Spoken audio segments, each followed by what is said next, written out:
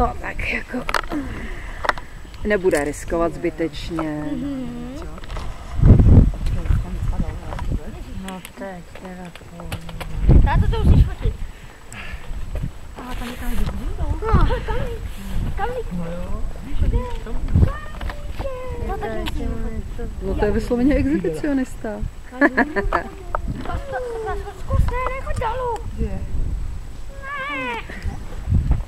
Vidí ho někdo? Já ho vidím. A máš ho.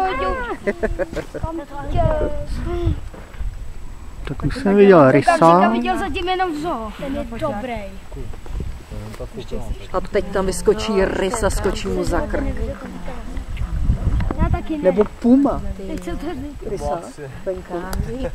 Kamzíka, jo. Ne, vždycky, když jsme byli. Kdyby ten medvěd, byl bych spokojený. Vždycky, když jsme byli na Velkých horách. ale tamhle říkám. Jo, takhle. Ten kamzík má. Chovala hlavu. Jakou? Já ne. To ty ne? Ne.